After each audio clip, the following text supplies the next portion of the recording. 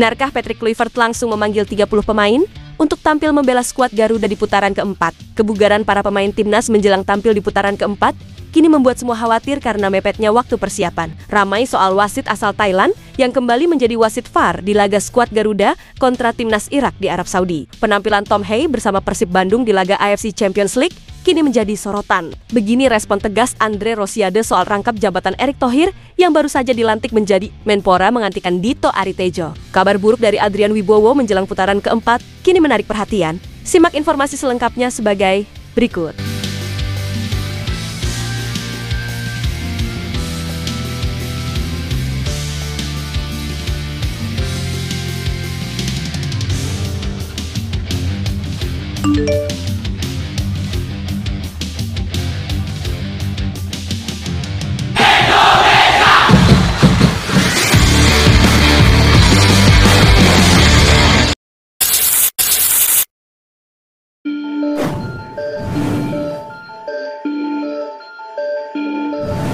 Bobotoh kini disebut mengkritik Tom Hei yang gagal memberikan kontribusi maksimal untuk Persib Bandung di saat melawan Lion City di AFC Champions League. Ya, Persib Bandung harus puas bermain imbang 1-1 di saat menjamu Lion City di Stadion Gelora Bandung Lautan Api. Unggul terlebih dahulu melalui gol Sadil Ramdhani di menit ke-47. Namun gawang Persib Bandung harus kebobolan lewat gol Maxim di penghujung laga di babak kedua. Hasil imbang ini membuat Persib Bandung menempati peringkat ketiga klasemen sementara grup G ACL. Ya, dalam laga tersebut salah satu pemain yang paling disorot adalah Tom Hei, di mana masuknya sang profesor yang menggantikan Mark Locke di akhir babak pertama. Kontribusi yang diberikan pun disebut kurang maksimal. Berdasarkan situs Fotmob, Tom Hei hanya mendapatkan rating 6,2, di mana sang gelandang hanya melepaskan 10 dari 12 umpan akurat dengan persentase 83%. Selain itu, ia juga hanya melepaskan 1 umpan terobosan, 1 umpan silang akurat, dan gagal melepaskan umpan panjang yang akurat. Sementara untuk aksi bertahan, Tom Hei hanya melakukan 1 kali tackle, 1 blok, 1 sapuan bola, dan 1 halauan kepala. Permainan mantan pemain SC Heerenveen ini pun langsung mendapatkan kritik dari bobotoh di media sosial. Pasalnya, Tom Hei datang dengan ekspektasi sangat tinggi sebagai pemain yang akan menjadi otak serangan bagi Persib Bandung. Apalagi dia merupakan gelandang utama timnas Indonesia. Dan di musim lalu, bermain untuk klub Eredivisie. Tom Hei terlalu lambat untuk sepak bola Asia yang satset, tulis akun X B Denolne. Tom Hei butut geuningan Yue Sugante, bakal ngagendong pek teh jadi bot, tulis akun X Rizky Dea. Tom Hei nggak jelas mainnya, gue tertawa, tulis akun X Dinata. Bisa-bisanya ada di fase Mark Locke lebih berpengaruh daripada Tom Hei, tulis akun X Devil Brisky.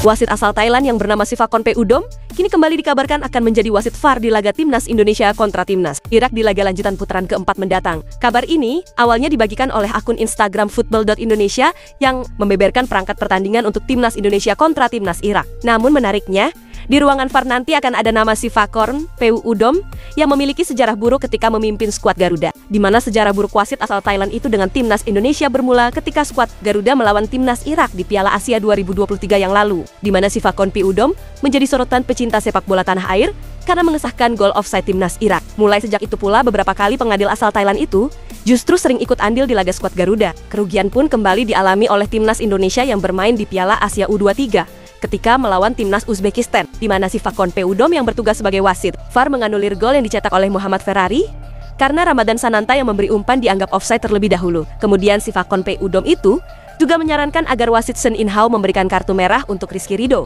Ya, sebelumnya di saat timnas Indonesia U2 3 kalah 0-2 dari Qatar, Sivakorn Udom juga menyarankan 2 kartu merah dan penalti kontroversial timnas Qatar. Parahnya lagi, ketika Sivakorn Udom menjadi wasit di timnas Indonesia, maka tim merah putih sering mengalami kekalahan. Hal itu tercatat karena Sivakorn Udom yang menjadi wasit VAR dalam 3 pertandingan skuad Garuda di ajang Piala Asia U23 di tahun yang lalu, yaitu di saat menghadapi tuan rumah Qatar U23 di grup A dan Uzbekistan U23 di semifinal, dan timnas Irak U23 di perebutan tempat ketiga. Tercatat timnas Indonesia U23 pun selalu kalah di saat Kia menjabat wasit VAR yang diduduki oleh Sivakorn. Kala itu skuad Garuda Muda takluk 0-2 dari Qatar dan Uzbekistan. Hal itu sebelum tumbang dari timnas Irak 1-2. Kini, lagi-lagi wasit asal Thailand akan menjadi wasit di laga krusial timnas Indonesia di putaran keempat.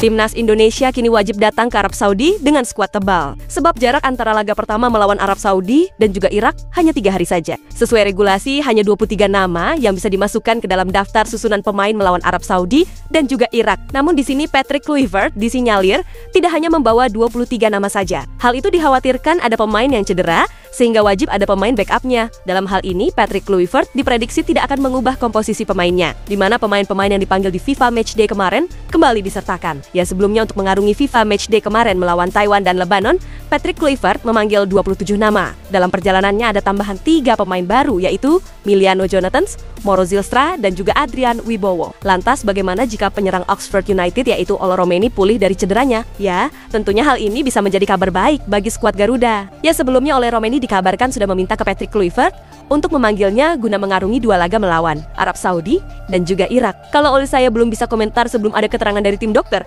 takut kecepatan saya, kata Erick Thohir. Tapi oleh ada kirim pesan singkat ke Patrick. Dia ingin main. Cuma kan recovery Naya harus dijalani. Lanjut sang ketua umum PSSI kala itu. Yang mengutip dari Fotmob, Ole Romeni akan pulih di pertengahan di bulan ini. Jika Ole Romeni pulih, maka penyerang 25 tahun itu kemungkinan akan menggeser Moro Zylstra dari daftar panggilan nanti. Namun jika Ole Romeni belum pulih, maka nama Moro Zylstra diprediksi masih akan dipanggil oleh Patrick Kluivert. Ya, dalam hal ini maka satu harapannya, semoga saja pemain-pemain yang nanti dipanggil dapat memberikan performa yang terbaik bagi Timnas Indonesia.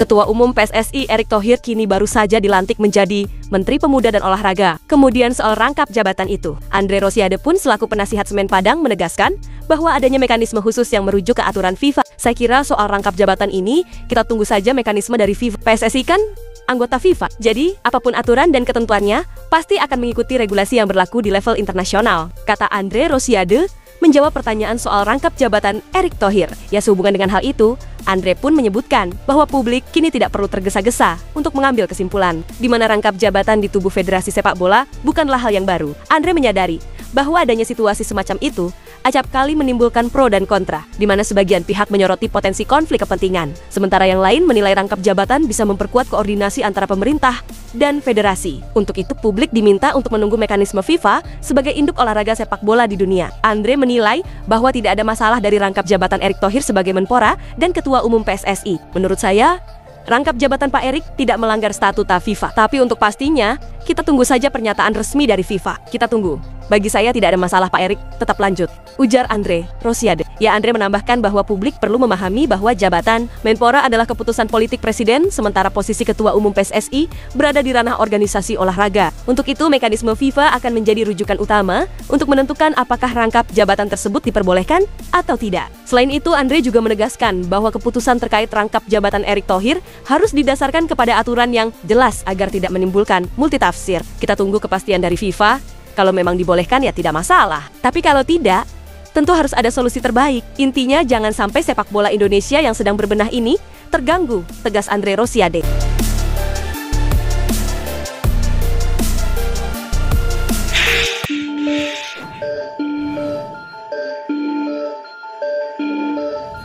Adrian Wibowo belum memperoleh menit bermain bersama Los Angeles sepulang memperkuat Timnas Indonesia. Ya, pemain keturunan Amerika Serikat itu merupakan bagian dari skuad Patrick Kluivert dalam melakoni pertandingan FIFA Matchday di Gelora Bung Tomo, Surabaya kemarin. Kala itu Adrian Wibowo sudah bergabung ke skuad Garuda sebelum laga pertama melawan China Taipei digelar. Kemudian debut Adrian Wibowo untuk membela Timnas Indonesia baru tersaji di laga kedua menghadapi Lebanon, di mana Patrick Kluivert mengirim Adrian sebagai pemain pengganti di menit ke-60. Sepulang memperkuat Timnas Indonesia, Adrian pun bergabung kembali bersama skuad klubnya. Ya, Adrian Wibowo sejatinya memang berstatus sebagai pemain tim senior, namun ia juga kerap diperbantukan untuk tim U21 Los Angeles. Kemudian sejak kembali dari membela Timnas Indonesia, jumlah penampilan Adrian Wibowo pun belum juga bertambah, di mana Adrian melewatkan kesempatan bermain baik bersama tim senior maupun tim U21. Bersama skuad senior, Adrian Wibowo hanya menjadi penghangat bangku cadangan di 2 laga terakhirnya. Kala itu, yang terbaru Adrian Wibowo hanya sebagai penonton ketika bintang Korea Selatan yaitu Son Heung-min menciptakan hat-trick di pesta kemenangan timnya.